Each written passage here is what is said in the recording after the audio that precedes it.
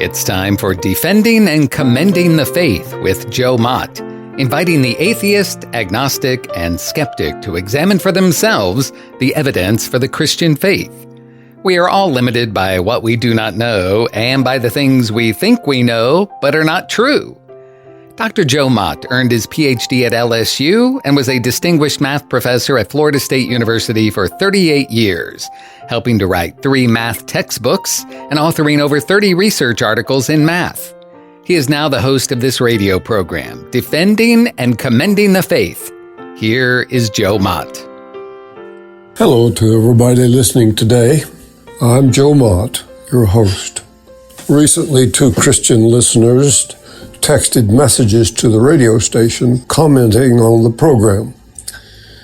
Reading between the lines, I believe that each were challenged with what they called philosophy. I'm not sure exactly what they meant by philosophy, and indeed, even professional philosophers are reluctant to attempt a definition of philosophy. It seems to me that philosophy is involved with answering the question, how do we make sense of the world? Mythology makes use of tradition and stories, and religion appeals to divine revelation. Philosophy, however, never appeals to either divine revelation or tradition to show their theories are true. Instead, they appeal to the power of reason. In his book, The Big Questions, Niels Rahout gives his working definition of philosophy. He says, in a broad sense, philosophy can be understood as the attempt to develop a big picture view of the universe with the help of reason. I'm guessing these 2 listeners were asking, does a Christian need to know philosophy in order to defend the Christian faith? Perhaps they were thinking of something akin to Rahout's working definition of philosophy. So perhaps they are concerned that they will need to learn the methodology of using intellectual arguments, applying logic, reason, and evidence. In our everyday life, we use reason all the time to make decisions about what we do, where we go, who we vote for, which church to attend, and when we pay our taxes. If we go to court, our attorney uses reason to analyze the law to make our case.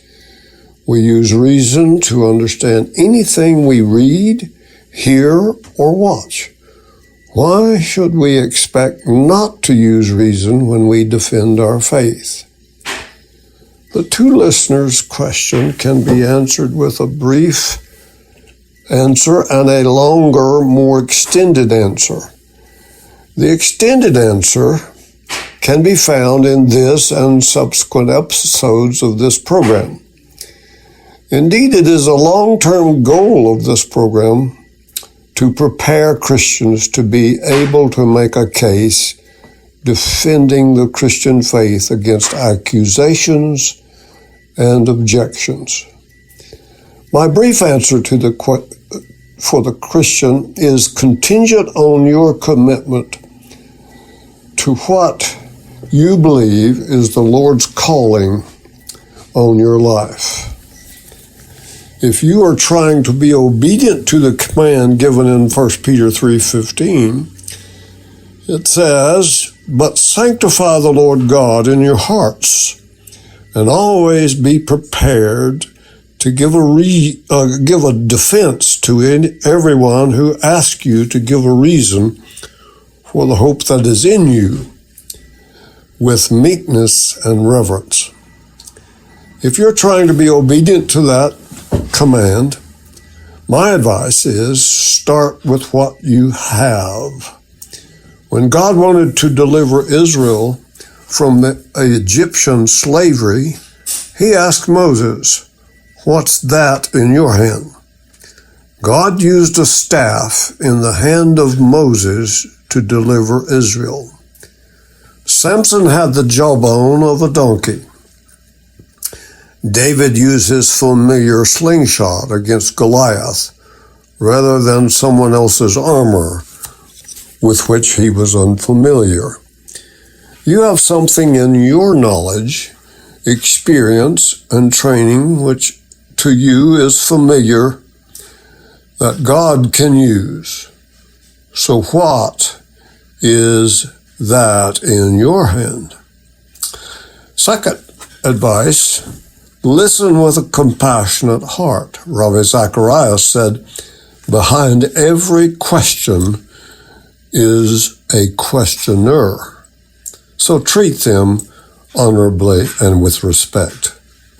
Third advice, take the first step to see if God will confirm his involvement. A journey of 1,000 miles begins with the first step. If that person you met who expressed an objection, start with that objection, research it, be prepared to refute that objection for the next opportunity of a conversation with that person. Along the way, God may use that preparation with another person. Fourth advice, ask clarifying questions. I recommend the book Tactics by Greg Koukl. He calls the method of asking questions the Columbo tactic after Peter Falk's role as a TV detective. First, Koukl suggests to ask questions to gather information. What do you mean by that? See page 49 of his book. Can you explain that a little more? Second thing he says is reverse the burden of proof. His rule is the person who makes a claim has the burden of proof. So it is good to ask, how did you come to that conclusion? That's found on page 61 of his book. Why do you believe that? If they make an argument, ask them if what they have asserted is a fact, or do you have evidence for what you just said? Koukl recommends other techniques. One way to ask questions that turn the tables and exploit a weakness or a flaw in the objector's ideas. That's in chapter 5. On page 83, Koukl says, remember, as an ambassador of Christ, you don't have to hit a home run in every conversation. You don't even have to get on base, in my opinion. Sometimes just getting up to bat will do. The rest will come in time. Then Koukl adds, the third use of the Columbo tactic takes us on the offensive. The danger, of course, is that we become offensive when we go on the offensive. Sometimes the best way to disagree with someone is not to face the issue head on, but to soften the challenge by using an indirect approach. For one, think about using the phrase, have you considered, to introduce your concern, then offering a different view that gently questions the person's beliefs or confronts a weakness with his argument. Another way to soften your challenge is to phrase your concerns as a request for clarification. Begin by asking, can you clear this up for me? Or can you help me understand this? Then offer your objection to his stance. The question also could reveal whether the objector has an open mind. If I give you evidence contrary to your objection, would you follow the evidence where it leads and change your mind? If the answer is no, God is not drawing him now, so your task is complete. Advice to the listeners is this. As you take responsibility for your own training, you will develop confidence and be more comfortable in your conversations with non-believers. Remember, without a thorough knowledge of philosophy, the Christian is at the mercy of the non-Christian in the intellectual arena. So, the brief answer to the listener's question is this. Yes, you do need to be prepared to give a defense for the reason for the hope within you. That is the command taken from 1 Peter 3:15. And it is for every believer. So meditate on this passage as well as the passage 2 Corinthians 10 verses 3 through 5 regularly. Place him on a card in your dressing room to remind you. But don't be intimidated by the words intellectual, reason, and arguments. It's just a way of saying use your own mind. You use your mind in every other activity. Continue doing it in responding to the objector to the Christian faith. That's the end of my response to the listener's question. In the remaining time, I say that the title for this episode is Reasons for Apologetics or Pre-Evangelism. Apologetics is giving a reason or defense of our Christian faith. Positively, it is building a logical case for Christianity. Negatively, it is answering objections to the Christian faith. The American Christian philosopher Francis Schaeffer calls apologetics pre-evangelism.